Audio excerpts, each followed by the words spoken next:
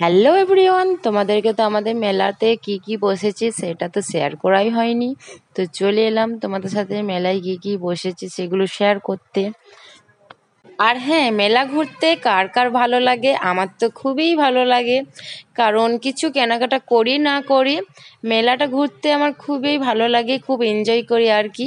তো এবারে এনজয়টা হয়েছে আমার মেয়েকে নিয়ে, এতটা এনজয় হয়নি খুব একটা। মানে যেদিন যাচ্ছি আমার মেয়ে কান্না করছে, ঠিকমতো কোনো জিনিসই কেনাকাটা করতে পারছিলাম না। তবে অনেক জুয়েলারি বসেছিল, মালা, কানের, এইদিকে অনেক ধরনের মালা কানের।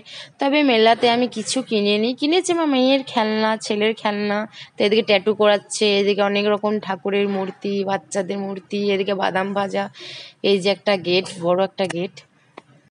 আমি আমার জিনিসপত্র কিনেছি দোকানে, কারণ মা বলল যে মেলা জিনিস খুব একটা ভালো হয় না, তাই দোকানে কিনলাম।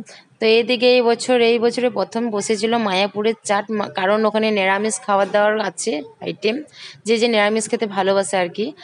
তো মেলার মধ্যে একটা জিনিস বসেছে, নিরামিষ চাট, মানে এটা সবাই খেয়েছে যারা যারা নিরামিষ খাবার খেয়েছিল। এইটা হচ্ছে আমাদের মেলার একটা বড় গেট, প্রতি বছরেই হয়, এবছর একটু ইউনিক হয়েছে।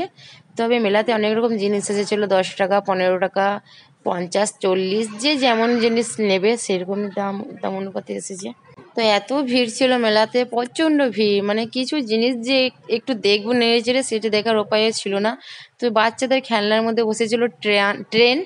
আমার মেয়েকে বসে করাবো ভাবলাম, দেখছি না ধরতে পারবে না। তো এদিকে গাড়ি গাড়ি দেখছিলাম মেয়ের জন্য। তারপর আমার ছেলে বললো কিছু খাবো মা, তো ওকে খাইয়ে দিলাম চিকেন পকোড়া।